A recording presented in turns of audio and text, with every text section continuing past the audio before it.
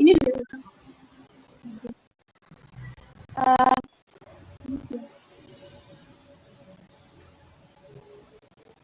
dimulai kan? Ini bilangnya selamat sore atau selamat apa sih pembukanya? Salam sejahtera. Pagi aja ya, pagi aja. Ya. Pagi. Oke. Oke. Selamat siang kepada Pak Luki. Di sini kita dari kelompok 4 ingin mempresentasikan hasil materi yang sudah kita diskusikan mengenai peran teknologi informasi dalam pemerintahan nasional atau e-government. Di sini saya dengan teman saya yaitu perkenalkan dulu, nama saya Juta Siregar. Nama saya Delia Rismayani.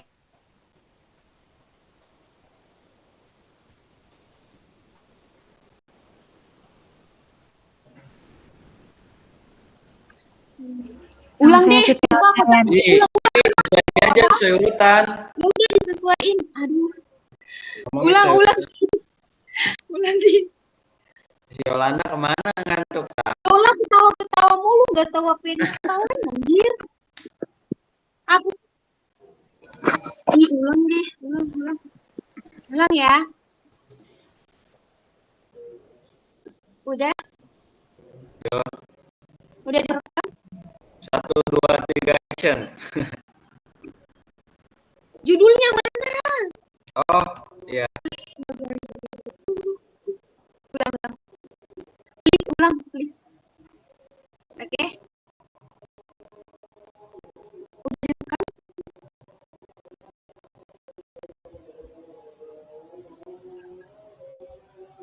Udah direkam gak? Yuk. Udah mulai aja nanti Oke.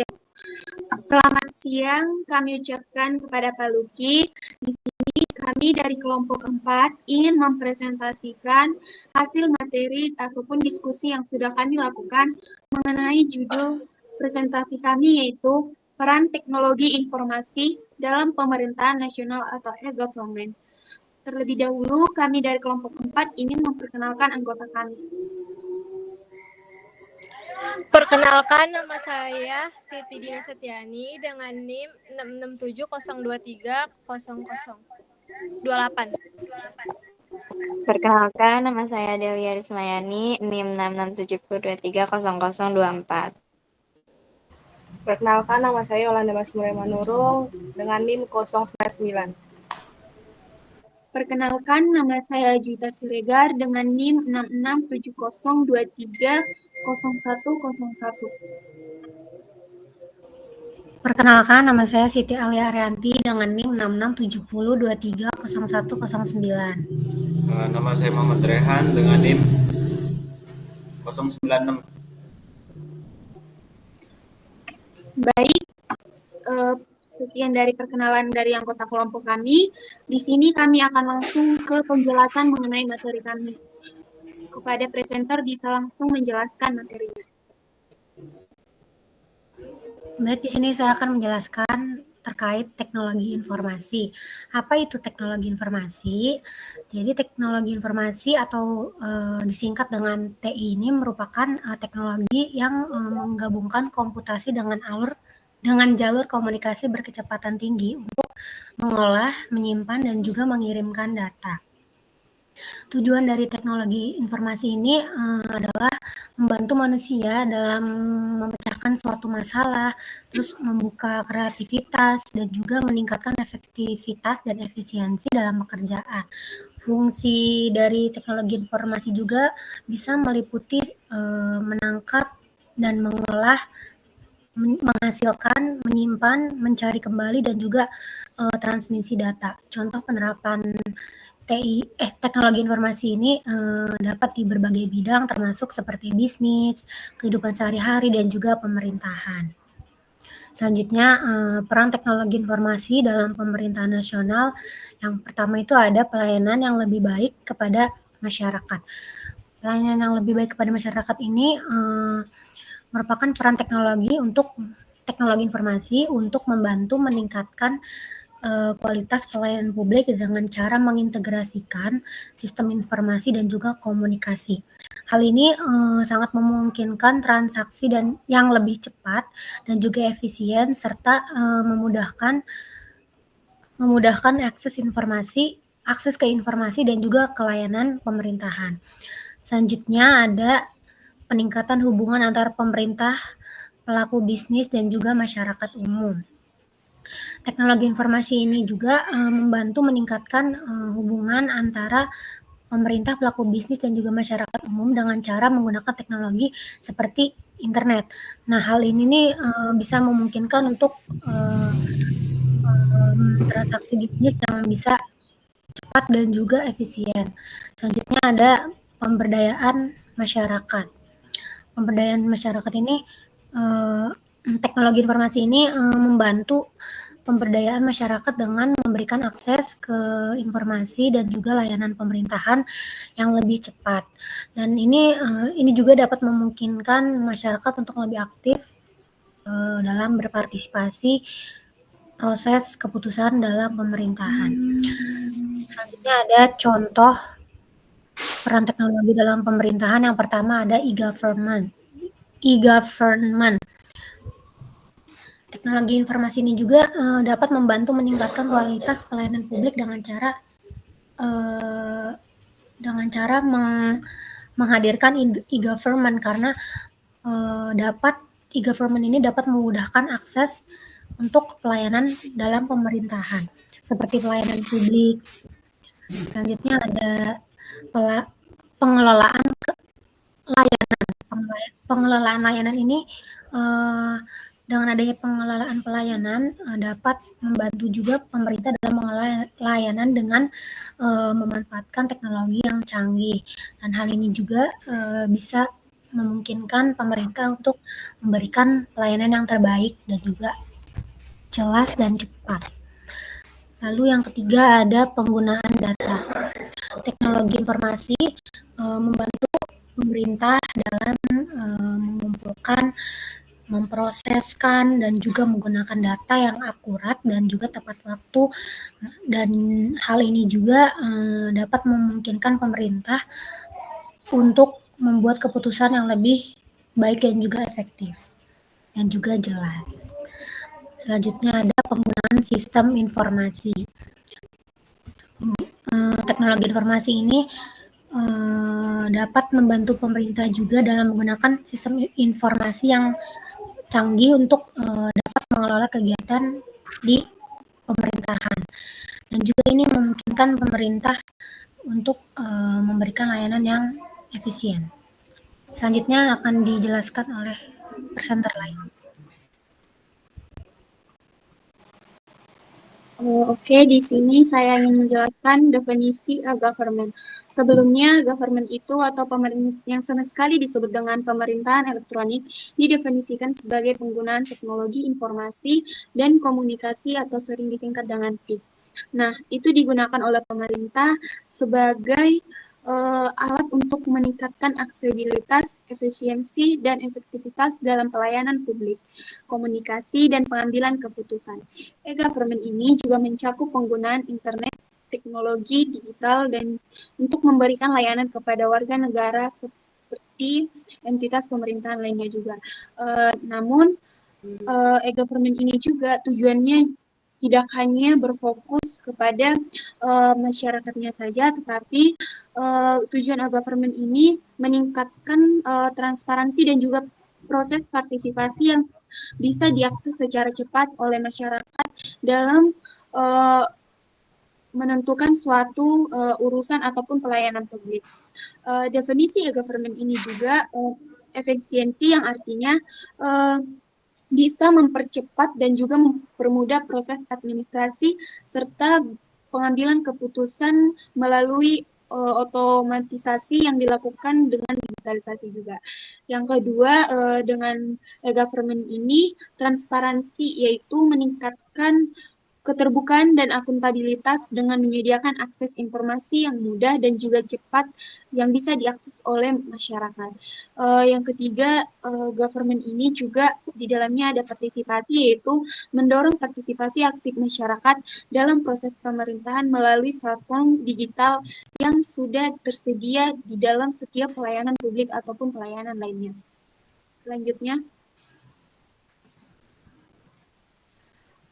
adapun contoh pelayanan e-government di Indonesia, di sini di PPT ada 5, yaitu portal layanan publik, yang kedua sistem informasi administrasi kependudukan, dan ketiga layanan pajak online, yang keempat ada portal Penggadaan Nasional, yang kelima sistem informasi pelayanan publik.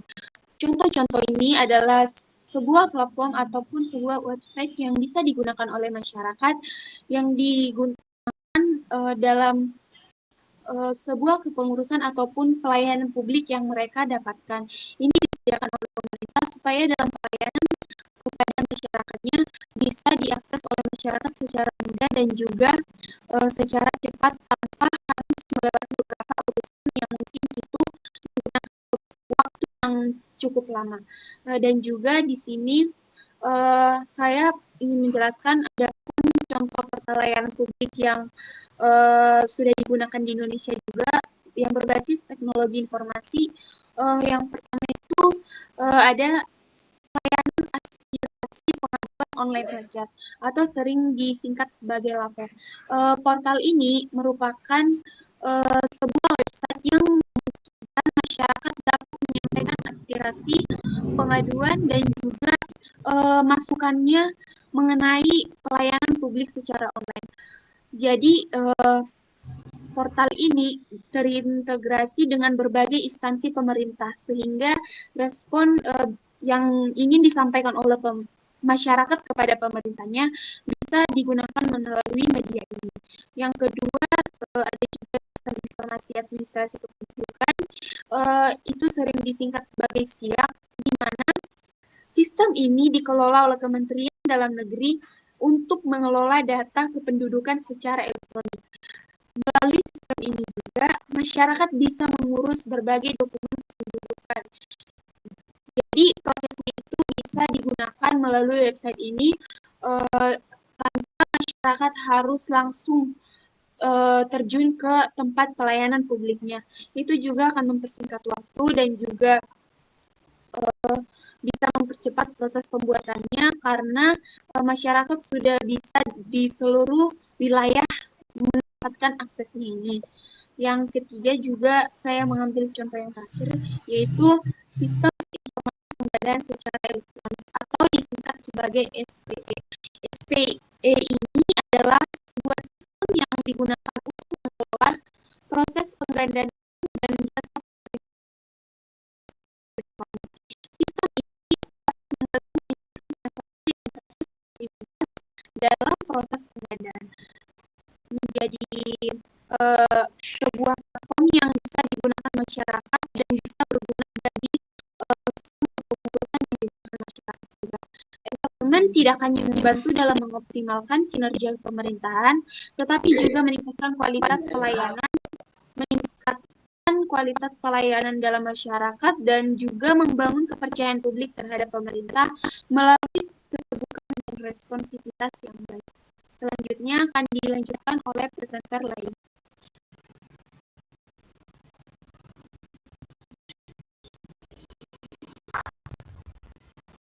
Selanjutnya ada dampak positif dan juga negatif dari peran teknologi informasi di dalam pemerintahan nasional. Yang pertama itu dampak positif. Dampak positif yang pertama adalah meningkatkan efisiensi dan efektivitas, di mana teknologi informasi ini dapat mengoptimalisasi banyak tugas manual seperti pemrosesan dokumen, entry data, dan pelaporan, sehingga dapat menghemat waktu dan juga sumber daya. Teknologi informasi ini juga memungkinkan masyarakat ini untuk mengakses informasi dan layanan pemerintah dengan mudah melalui internet, portal online, dan juga aplikasi seluler.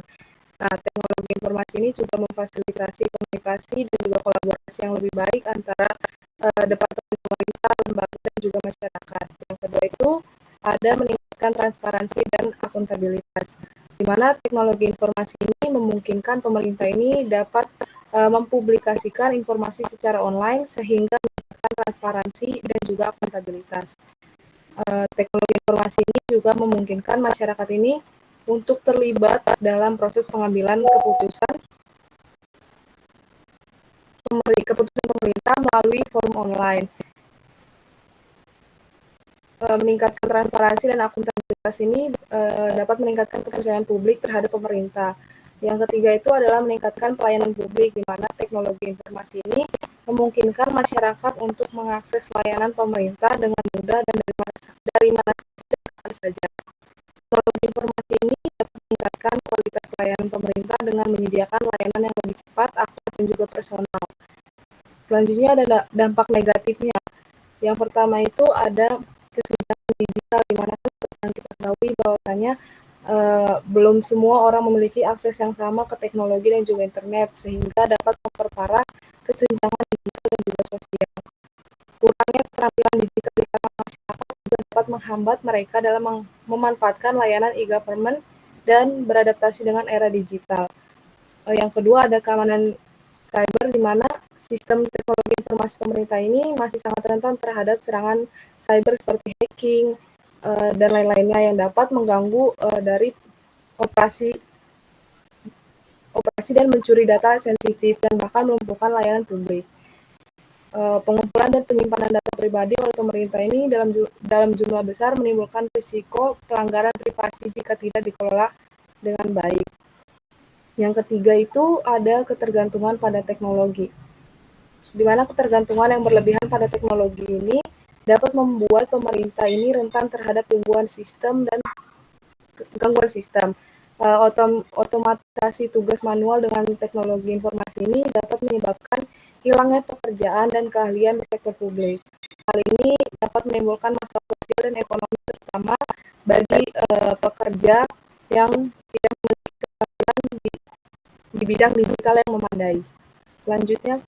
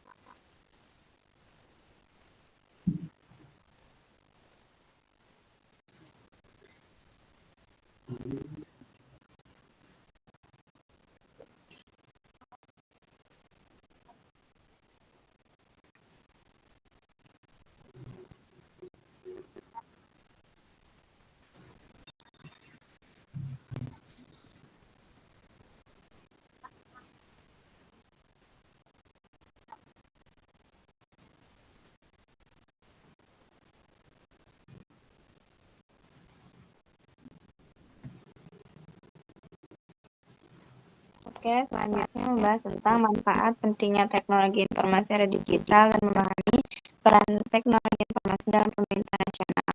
Yang pertama, pelayanan yang lebih baik kepada rakyat.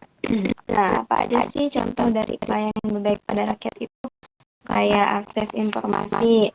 Pastinya kan teknologi informasi ini memungkinkan akses informasi yang lebih cepat ya dari berbagai sumber, kayak dari publik, situs web gitu, atau dari manapun gitu. Terus komunikasi yang lebih mudah.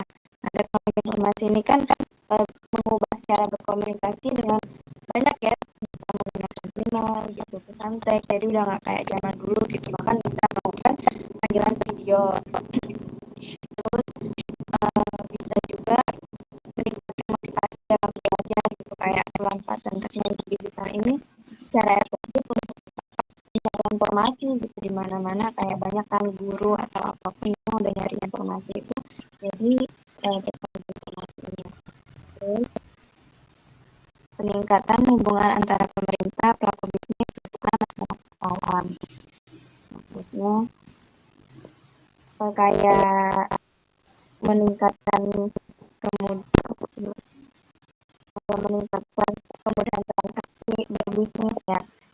Kayak contohnya pemerintah gitu, dari perilaku bisnis terus kepada masyarakat bisa melakukan transaksinya itu bisnis, nggak perlu lagi kayak langsung. Sekarang udah ada teknologi informasi ini.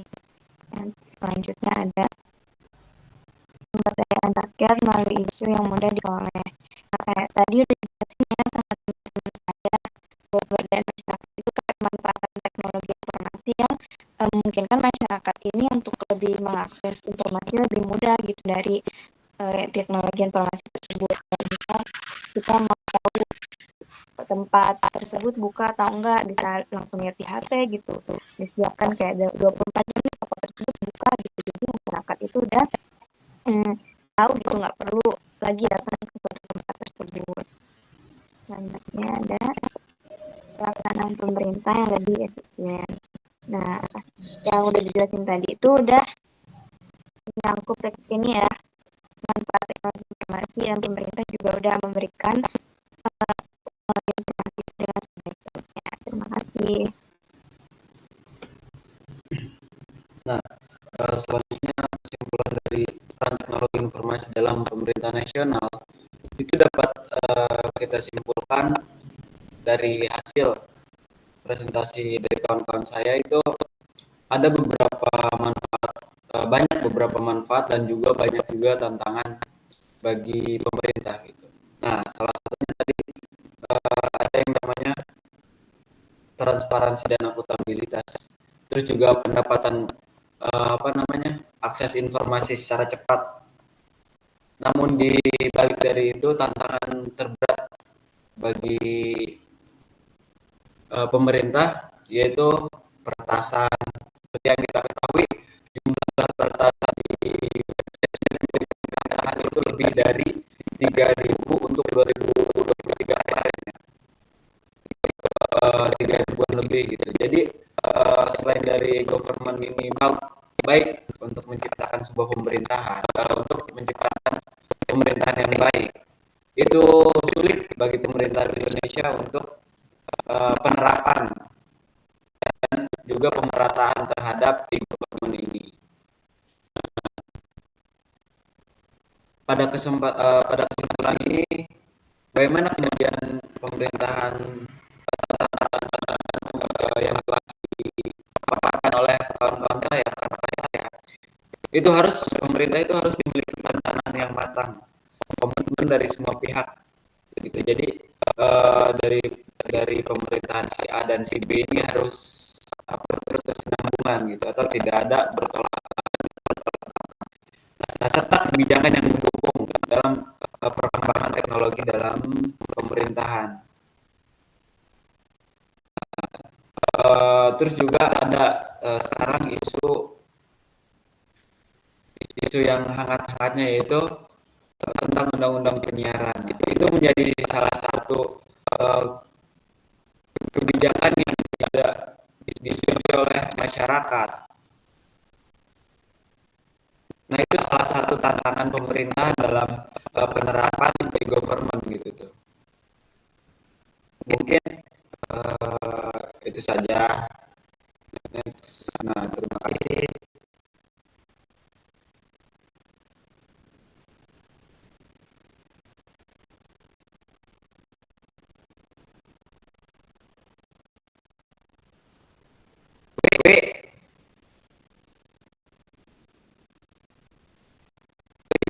Pada kemana?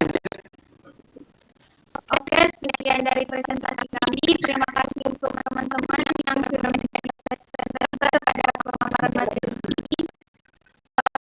Kami dari kelompok keempat mengucapkan terima kasih dan juga memohon maaf jika banyak kesalahan dalam proses penyampaian materi ini, dikarenakan ini penyampaiannya kami masih ada yang kurang jelas.